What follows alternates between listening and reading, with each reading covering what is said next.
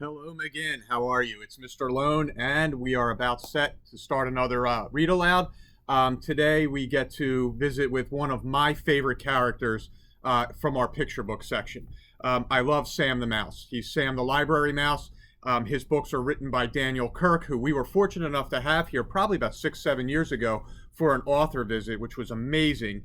And the Library Mouse series, I think, is awesome because they're fun, they're engaging, but they also have nice little messages that encourage writing and information seeking and going out on journeys and just always being willing to learn. So that's really cool. So this one here is called Library Mouse, Home Sweet Home, and we get to see Sam's latest adventure. And in this one, his friend Sarah is also along. Here we go. Sam was a library mouse. If you were to ask him his favorite things, he would surely say reading and writing. Sam was a storyteller and a dreamer and a lover of words. But if you were to ask Sam's friend Sarah what her favorite things were, she would say exploring and having adventures. Though they had different interests, Sam and Sarah were the best of friends. One night, the two mice were surprised to discover half-empty library shelves and boxes packed with books. Sam's heart was pounding as he climbed up onto the librarian's desk and read the papers he found there. "Renovation?" he said warily. Sarah asked, "What does that mean?" Sam frowned as he went to the dictionary to see what the word meant. "To make new again," he read aloud. "So they're going to redo the library? But it looks perfect to me just the way it is. And if those plans are right, they're going to have to take it all apart before they can fix it. Where will we live while the work is done?" "The two of us will have to go exploring and find a new home," said Sarah. In the library kitchen, Sarah led Sam into the dark space beneath the sink. "There's room in here for a couple mice," she said. But the sound of running water in the pipes made Sam feel very nervous. Next, Sam and Sarah crept down to the basement. "Let's keep looking," Sam said with a shudder, eyeing a dusty old mousetrap in the corner. "What about this?" Sarah said, as they climbed up the creaky stairs to the library attic. "Nobody ever comes up here." "I can see why," Sam said, gazing into the shadows. "There's too much space up here for me. I need a home that's a little cozier."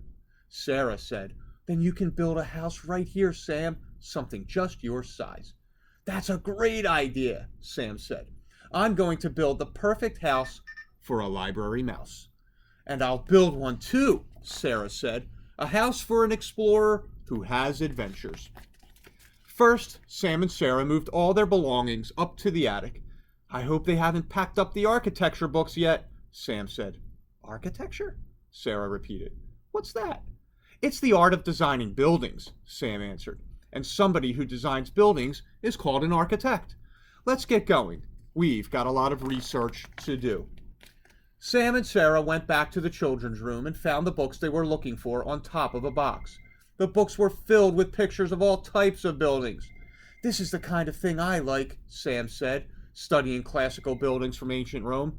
"And this looks great to me," Sarah said, looking at a Mongolian home called a yurt. The two mice gathered materials from anywhere and everywhere in the library. Then they hauled their supplies up to the attic and began making their new houses. Building was hard work. Sam used cardboard and tape for the walls, and tubes from paper towel rolls for the columns. When he was finished with his house, he stood back to take a look. "It's all right," Sam said, "but it just doesn't feel cozy, like home." "I love my yurt," Sarah said. "This isn't the perfect house for a library mouse," Sam said. "Let's go back to the children's room. Maybe I'll find something to get me inspired." "A castle," Sam said, turning the pages of his book. "You know what they say, a mouse's home is his castle. I don't have any stones, but I saw a package of marshmallows in the kitchen I could use for building." "Ooh, look at this igloo," Sarah said. "I could make one with sugar cubes, and if we get tired of our new houses, we can just eat them."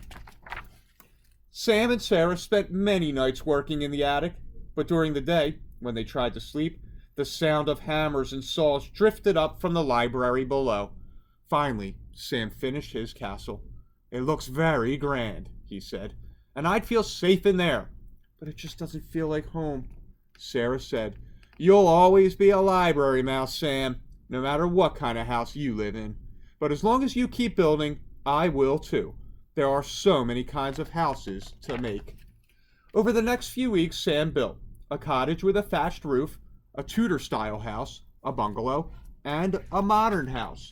Sarah had fun making an acorn-shaped house from Bolivia, an earthen castle from Togo, a Vietnamese stilt house, and a space-aged geodesic dome.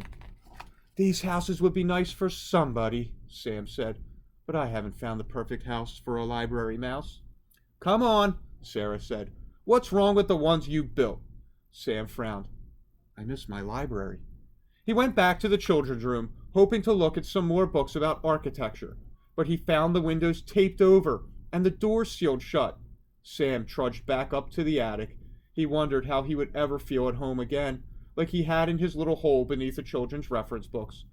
At the top of the stairs, Sarah met her friend with a smile on her face.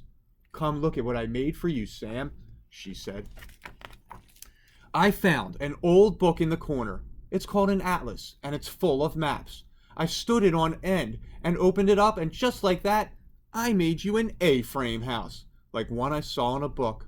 "Wow," said Sam, lying on his back and looking up at the map that made the slanting walls of his new home. "It's cozy and pretty close to perfect. Thanks, Sarah." Sam loved his new house, and he was very happy. But when he tried to go to sleep, he tossed and turned. With a start, he realized it was because the library was too quiet. There wasn't any hammering or pounding anymore. Later that day, Sam went to get Sarah. "I think they finished working on the library. Let's take a look." Sam gasped at the sight of the new renovated library. It was truly beautiful and better than ever. "There's just one thing," Sam said to Sarah. The next morning, when the children arrived, there was a sign that read, "Home, and where to find it." Along the top of the shelves was an array of houses from all over the world. "They're like the displays we had before," a child said. "They make the library feel like home again," said another, and Sam and Sarah were the first to agree. Boys and girls, I hope you enjoyed that story. I love how Sam and Sarah did some research to figure out what kind of houses they wanted to build. I love how they took part in another journey and adventure. We'll be back tomorrow with our last read aloud of the week. You have an awesome day, McGinn.